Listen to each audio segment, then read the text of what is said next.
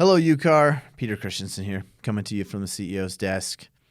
We are going to piggyback on the last video, which was about owners on record and making sure you have your listing agreement with the party that can actually convey the property. That's in a nutshell.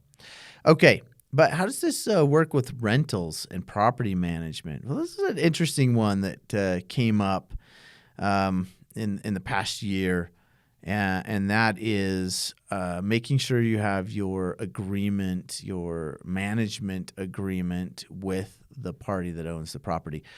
I know it's very popular to put rental properties into some sort of business entity, often an LLC, and you got to make sure that you're, as a manager, that to keep compliant with the division, you are having the appropriate person who has the authority to sign for the entity, or who is the owner of the property. Kind of same thing, right? Not always the same thing, but similar line of thinking. Just this, whoever has the authority to sign. That's either the owner of the property or the person given authority to sign on behalf of the entity that owns the property.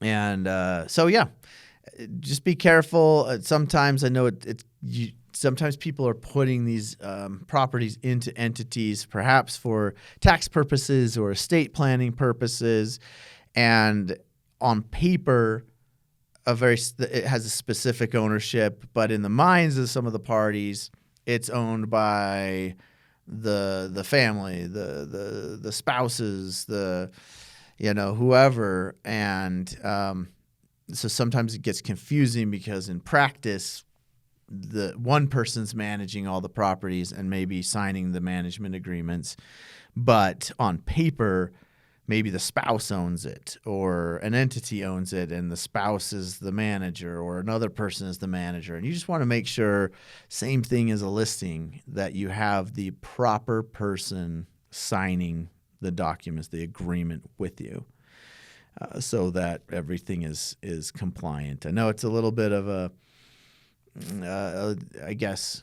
hoop to jump through, but when we do put them in these ownership, there is protection afforded there, and with that protection comes sometimes the necessary step of having a different person sign or the appropriate people sign that because of how it's set up. Hopefully that makes sense. So be cognizant of who owns or has authority to sign for the entity that owns the rental property as well. Remember, this is not legal advice. This is legal information only. If you need specific legal advice, please contact your attorney, and thanks for tuning in.